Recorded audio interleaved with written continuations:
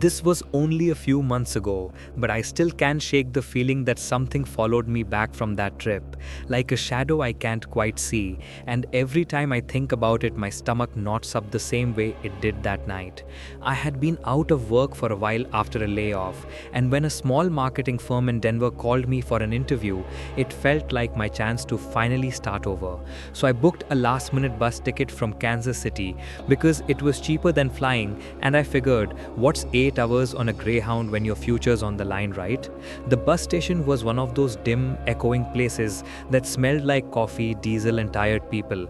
And as I sat there scrolling through my phone trying to calm my nerves, I noticed a man sitting across from me.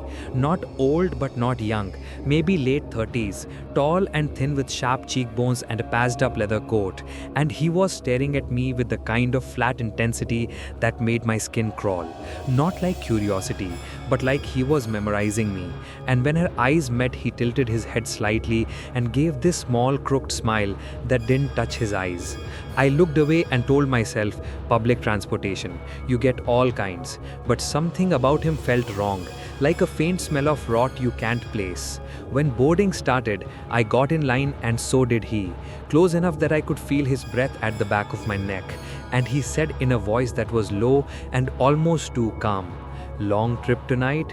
I mumbled yeah without looking up and tried to move ahead, but he stayed just behind me, humming a tune I didn't recognize under his breath, something slow and off-key that gave me goosebumps. Once on the bus, I slid into a seat halfway down, hoping he'd pick another spot, but a few minutes later, he appeared in the aisle, stopped and said to no one in particular, "This will do," before slipping into the empty seat across the aisle from mine, not next to me exactly, but close enough to keep me in his line of sight. I put on my headphones pretending to watch something on my phone, but every time I glanced up, he was staring out the window with this faint smile, like he was listening to something only he could hear.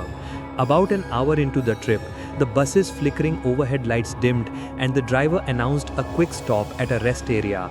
And as we all filed off to stretch our legs, I hung back hoping to lose him in the crowd. The rest area was nearly deserted, a lonely concrete building under buzzing yellow lights, surrounded by empty fields, and inside the bathrooms, the air smelled like bleach and something metallic. When I came out, he was standing by the vending machines, hands folded, staring straight at me like he'd been waiting. I dug into the convenience store, grabbed a bottle of water just to look busy, and when I came back out, he was gone. But as I walked toward the bus, I saw his reflection in the window of the darkened diner next door, standing in the shadows, still watching me. Back on board, I chose a different seat near the back, next to an older woman reading a paperback. But when the driver shut the door and pulled onto the highway, I heard footsteps and then felt the seat behind me shift as someone sat down. His leather coat brushed the back of my chair, and that smell of damp earth and cigarettes filled the air. He didn't speak, just sat there breathing softly.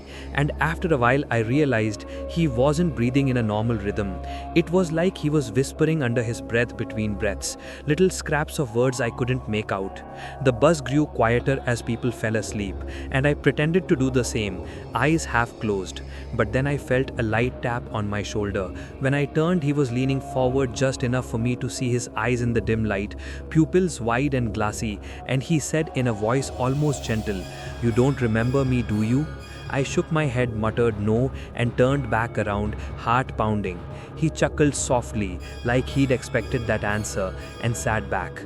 At the next stop in a small town whose name I didn't catch, more passengers got off than on, and when we pulled out again, the back of the bus was nearly empty except for me and him. And that's when I noticed his hands.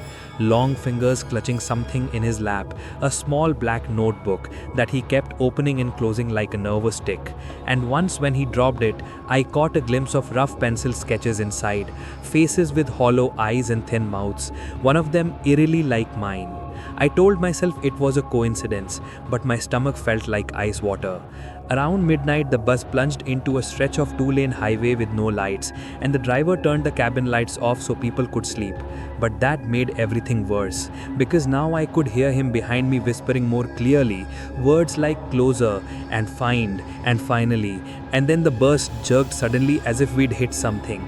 Everyone startled awake, And when the driver pulled to the side to check, the man behind me didn't move. He just sat there while everyone else craned their necks to look out the windows. When the driver came back muttering about a stray deer and we started rolling again, I glanced back, but the seat behind me was empty. My heart stopped. I scanned the aisle, no sign of him. Then I noticed the bathroom door at the back was shut. A few minutes later, it opened and he stepped out. But something about him was different, like his face was paler or thinner, and when he walked past, he brushed my shoulder deliberately and whispered, "Almost there," before sliding into the seat across from me again. I couldn't take it anymore. I got up and moved to the front near the driver, clutching my bag like a shield. The man stayed where he was, but every time I looked back, he was leaning into the aisle staring at me with that faint smile, like a cat watching a bird. When we finally pulled into the Denver station at dawn, I jumped off the bus before it stopped fully and pushed through the crowd to the exit, heart hammering, telling myself once I got into a taxi, it would be over. But as I stood outside waiting for a rideshare, I saw him again through the glass doors, not coming out, just standing inside the station with his notebook open, writing furiously while looking up at me. My car pulled up and I practically dove inside, telling the driver to go anywhere but here. And as we pulled away, I saw the man step outside, watching the car until we turned the corner. At my hotel, a modest place near the interview location, I checked in using a different name from my reservation just to feel safer, then went straight to my room, locked the door, and sat there shaking. My phone buzzed an hour later with a number I didn't recognize, and when I answered, a voice said, "Room 314, right?" My blood ran cold, and I hung up immediately. I called the front desk. They said no one had asked for me, no one had my info, but when I peeked out into the hallway a few minutes later, there was a slip of paper under my door with a rough sketch of my face and the words "See you soon" written underneath. I didn't sleep at all that night. I kept the lights on and the TV blaring to drown out any noises, and just before dawn, I heard faint humming outside my door, the same off-key tune from the bus. When I finally went to my interview that morning, eyes red and hands shaking, I thought at least he couldn't get into the secured office building, but when I sat in the lobby waiting for my name to be called, I looked across the room and there he was, in a visitor's chair, leather coat, notebook on his lap, smiling. I left before they even called me in, bolted out the side door and hailed the first taxi I saw. I didn't go back to the hotel. I didn't even pick up my bag. I just told the driver to take me straight to the airport.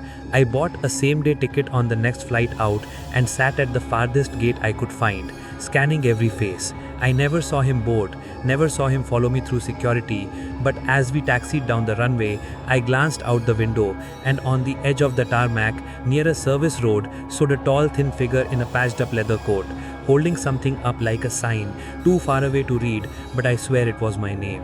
When I got home, I changed my number, deleted my social media, even moved apartments. But sometimes at night, when the world is quiet, I hear that off-key tune from somewhere down the hall, and I get the sickening feeling that no matter how far I run, he's already mapped out the next stop on my route.